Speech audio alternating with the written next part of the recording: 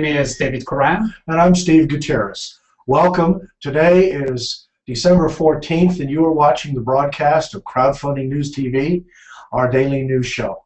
Before we would begin, we would like to, our normal broadcast today, we would like to take a moment and offer our thoughts and prayers to those families, children, the teachers and staff involved in the Newtown, Connecticut Sandy Hook Elementary School shootings today. It is a tragedy, and our hearts go out to all of the families involved. Very much, very much. We are crowdfunding guys. We are crowdfunding guys. Our passion is crowdfunding in all of its forms and flavors. This video show is produced to provide you with the most relevant and daily crowdfunding news, campaign and information. This is to save you time, provide you with a high quality and value, and provide you with the convenience that you expect within 30 minutes of a daily dose of crowdfunding knowledge. We will begin with today's top 5 news items. First, we'll address an investment-based crowdfunding platform for small businesses. From crowdfunders Charlie Tribbett and Larry Baker, both of Bolster. They've built an investment-based crowdfunding platform here in New York, so actually there in New York City, thinking here's the TV world. We're still in California. No, we're not even Hollywood. Anyway, these two guys went out and worked in the finance industry with JP Morgan for a while. And one of the things they came up with and realized in their internships working there was they found them asking themselves, all of the finance is oriented towards the big business. What about the small business? They said the system's broken.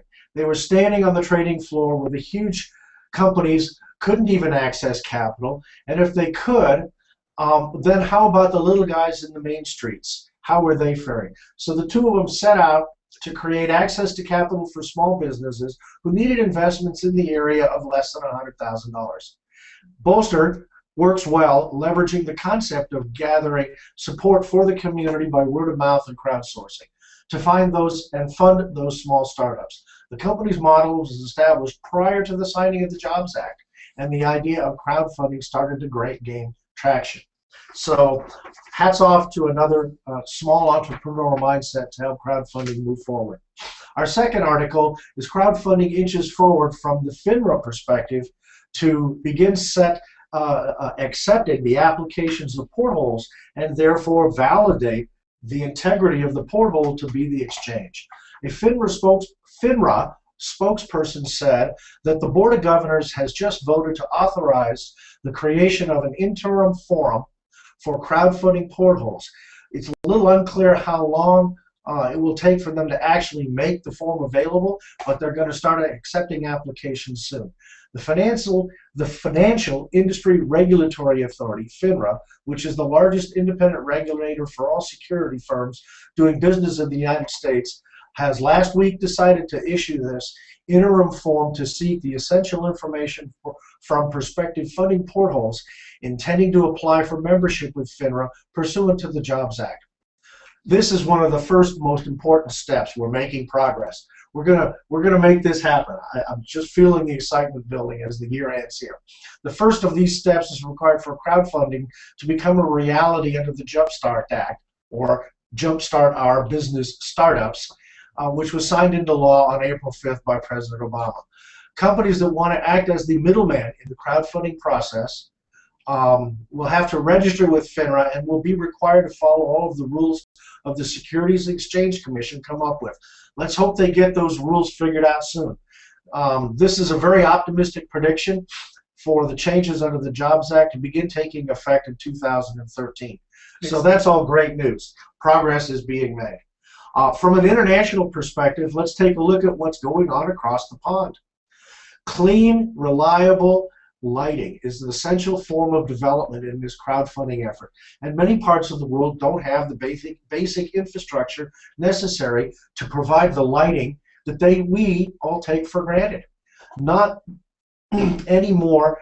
These social entrepreneurs around the world have recognized the need for lighting in the world's poorest of regions, and they've been responding to it with all sorts of ideas that don't require electricity in the grid. This week I came across a couple more interesting campaigns, and they're clearly advancing the concepts with, that sort of resonate with the people in the areas that they're trying to serve, and are not, worried about meeting funding goals because they're just giving it a good old try. The first one is something called an efficient lighting concept. It's called gravity lighting, and they have a very unique, very informative video that explains how their lamp mechanism drops along a track, and in doing so creates lighting along the way. The second one is from Waka Waka Waka Power. Now, they are forming a solar-based LED lighting technology that was a big hit on Kickstarter, and they got that funded and they brought that to market. Now they're taking it one step further, and they're utilizing a solar-powered light and battery charger system as another form of their effort. So crowdfunding is helping even the most deprived and third world parts of third world countries in our world to help them modernize. So we'll move on to one more, coming back to California and following the green theme that we've talked about, with a truly domestic solar power crowdfunding project, and it's called Solar Crowdfunding in California. It's going to be a couple of series of events that we're going to cover, and in this three-part series we'll cover some profiles of startups that are paving the way to spread solar to all. And there's a huge opportunity here to modernize, where people who care about renewable energy take meaningful action that will help deliver these renewables to more and more communities. Revolve is a revolving fund that grows quickly. The mission is to empower people and communities to invest collectively in renewable energy. Revolve is currently crowdfunding for the final $10,000 needed to pay for its first solar project, thus launching this revolving fund. They're not going to use all of it. They're going to keep some of it to drive the second phase, which is a really good. Their program is going to run through January 20th, and it is being hosted on Indiegogo. So we can all access it at solarseedfund.org. Take a look at what they're doing at solarseedfund.org and help fund their first phase of this project. The catch is that if you donate $25 now, over the 20-year lease period that the solar technology will be acquired through, you will actually allow them to have the value of $100 during that time frame. So for every $25, it really returns threefold more. The Revolve effort hopes to put solar on the community center's map and therefore reach and educate as many people as possible in the areas of solar technology. What's nice is that in addition to the nonprofits, they're looking at co-ops and other owned spaces and serving communities as a center, and even in condo complexes with this effort. The potential shows that the private sector can determine and validate the viability of a solar project and provide for the renewable energy industry become self-sustaining, therefore not relying on the politically supported programs that we in the U.S. have had here recently that have had some rather high-profile government sort of funding failures in this area. And what it'll do is it'll really sort of enable the real entrepreneur in the solar industry to make it work. Sure. So, let's three cheers for the entrepreneur and the capitalistic point of view versus any other, let's say too much government focus on it. Anyway, we'll leave it at that. Let the entrepreneur find the way to make the technology work and grow the needs. Anyway, so now we'll go to our last one, in which the equity crowdfunding environment allows you to play venture capitalist. From a bunch of ideas, and this is brought to us by the Huffington Post with an interesting perspective. It says, from idealistic college students whose apps won startup competitions a month earlier to some of the world's most powerful investors and founders and executives of household names like Google, WordPress, and Instagram, you can get your fingers on the pulse of the tech scene and the sense of their developments, where anybody has not been able to see this from the outside. an equity crowdfunding environment as allowed in Europe, we hope will soon be here available in America if we get the legislation, laws, and regulations finished, is an entity where tech and web-based, it's not only for tech and web-based companies. This could be a huge change for small businesses throughout the U.S. and throughout North America, since it's hard to get something going without a chunk of cash to start out. And finding that hard chunk of cash is always difficult from traditional institutions. Europe's Fund by Me does have an interesting fail-safe mechanism to build their funding process that is designed into the project from the beginning to protect both the inventors and the entrepreneurs that want to seek investors.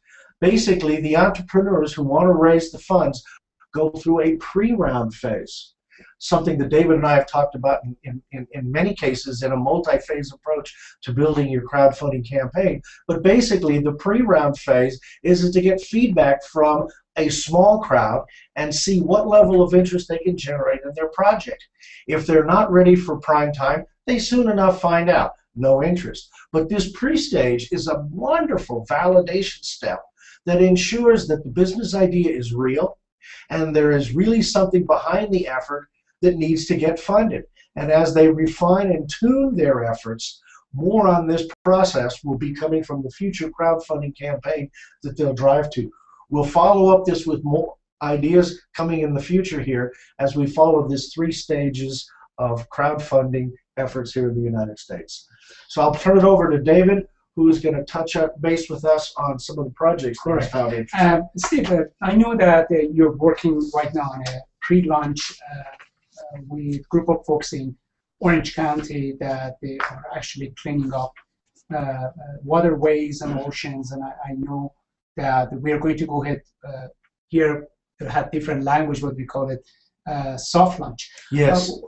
Just give us an idea of what these folks are doing and how we're going to go ahead and help them in their process, and what is the main things they're doing to the waterways? Well, basically, they have invented a foaming technology that is based upon vegetable oil types of products that are their source material. What they do is they form that into a series of buoys that they can string along the water. They float. Mm-hmm. They do not absorb a great deal of water, but what they tend to do is function like a magnet, and they absorb any of the residual oils, potential diesel fuels that may leach from boats, as well as solvents, paints, and any of the other marine-grade varnishes that in some cases may dribble, spill, and or break down in the water from the surfaces of the boats.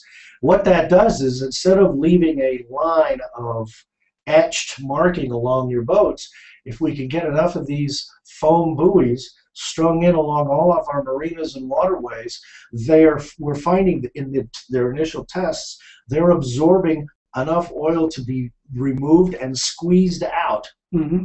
and create gallons upon gallons of reclaimable solvents and oils out of the water inside of a week's time. Correct. So if we continue to keep these in and around marinas and boat areas, who knows, we might be able to go swim in the bay and not have to scrub for hours afterwards. I'm we'll hope that they, as they build and validate their product, build a bit more of their crowd in that test format that I just spoke about with this, the European efforts in validating a project before you go to your launch with it. It looks like they're going through that process. And I'm going to ask you for more update, because I'm really jazzed up about this product. Not only good is good for environment, and it really can have a major impact. Now it comes to the section that I'm passionate, and that's reviewing the crowdfunding campaign. I'm going to click and ask Mr. Google to help us here. And in last week crowdfunding reviews, I really went and looked at a crowdfunding campaign that's called Misfit Shine. And at the time when we reviewed them, we noticed that this is a very good product, and at the time they were at $349,000, $386,000. Basically, you you basically either carry this or you connect it to yourself, and it really keep track of your daily activities and how much energy and how much walk you did, and just basically it's some sort of a recording mechanism or so. Fortunately, we were reported that these folks, they have able to get to $504,000. Therefore, 12 days left. 12 days left. Seems like our research team can really pick up the success, and we want our audience actually take a look at this. The campaign is Misfit Shine, an elegant wireless activity tracker, and see, can we push this thing, get it to maybe $1 million? Because again, 12 days left. 12 days left. Today's review is the very first one is called Middle West, a new food magazine for Chicago. And basically what this thing is Middle West, a new food magazine for Chicago, is a recipe card for home cooks. We really liked it because not only is simple, but it's very interesting campaign. It's a Kickstarter campaign, and basically you can find the URL in our blog if you want to be able to take a look at it, or just go to Kickstarter and plug in the name Middle West. They want to raise $9,000. Unfortunately, as of today, they're at $16,000. 26 days left. Naturally, we believe they're going to by far exceed that $16,000. What we liked about it is a very good story on the video side and the recipes, and also the script that they have for the video is extremely exceptional. We highly recommend folks that they want to do a crowdfunding. Take a look at this video and you guys learn a lot. We found 12 rewards on it, anywhere between $1 to $750.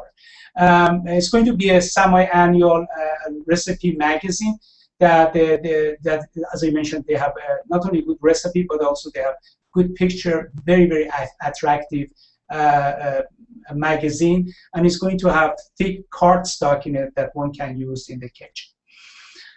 The next one is a really interesting campaign. It's called Varicolored Song, a tribute to Langston Hughes' album.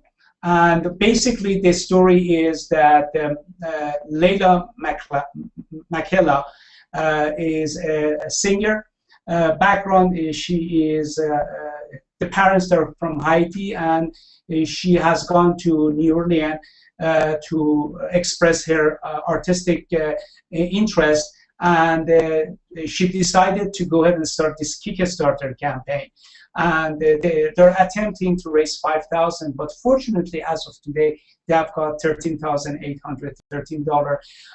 The video was extremely natural.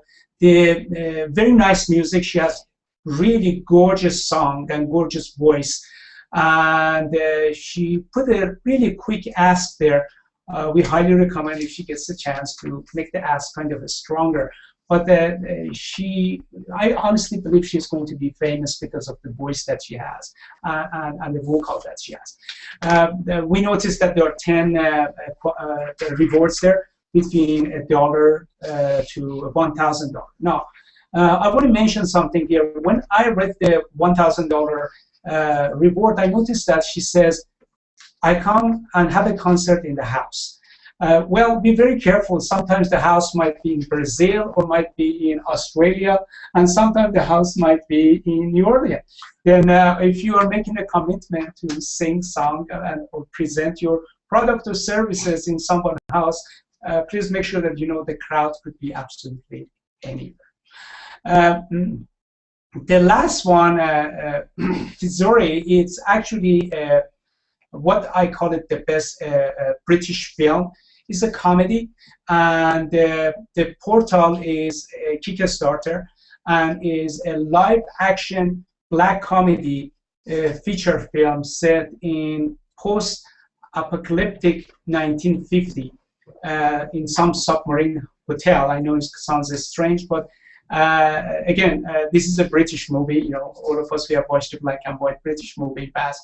Their goal is to raise 60,000. As of today, they have reached 47,000. 8 days left, and the video campaign is extremely good and professional. And really, we want you guys to watch this video.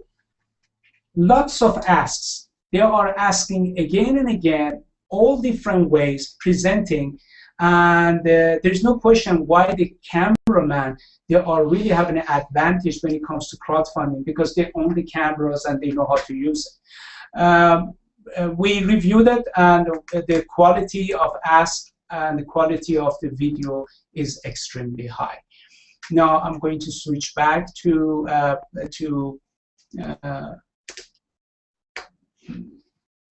some of our crowdfunding conference announcements and educational events. Well, as the year winds down, I think most of our crowdfunding conferences will be targeted for coming up in the beginning of the new year. But following up on David's highlights of those 3 campaigns and the value of the video, I thought I might share again the continuing education process we want to bring to help your organizations understand, and that is, so I'll address this one article that talks about the video environment, and it's highlighted with the caption line says, so you want to get crowdfunded, here's how to tell a good story through your video. We saved the URL so you can get into all of the details, but again, in an effort to help the innovator understand how important some of the basic steps in building your crowdfunding campaign are, and the fundamental value of the crowdfunding planning process, we see here from midcitynews.com, which is utilizing also a Twitter chat among crowdfunders last week, made it clear from their perspective that they're seeing the critical elements in appealing with a video really wrap themselves around the emotional appeal. David said even in that most recent campaign, there was a strong appeal. There's a trustworthy founder or idea being developed by the innovator, and there's a compelling story. So we'll focus in on what they describe are 5 key short elements of an educational reminder, and that is, first one is character development. They want to know who's getting their money, and they want to know that they can trust that those people will deal with that money that they get responsibly. So make sure in your video development, develop and really lay out that honesty and integrity of that character issue, especially in the founders. You know, family pictures never hurt. The second thing is a good, solid physical description. To fund a consumer product in particular, a video is a perfect opportunity to show people what they want, what you want them to buy, what the features will look like when it's built, and what makes it different from the next item on the shelf. So make sure in your video you give them a bit of, you know, like we learned in grade school days, a little bit of show and tell. Next item to focus on is the physical, not the physical description, excuse me, we just covered that. Explain the future implications, and that means is that tell the potential funder how his or her money is going to help being used to further grow and enhance that project after you get funded. Then always, as David always says, call for action and movement. You have to build the momentum throughout your video, in your compelling story, that you create action and movement to have someone, the people you're reaching out to, move forward in support of your idea and fund it.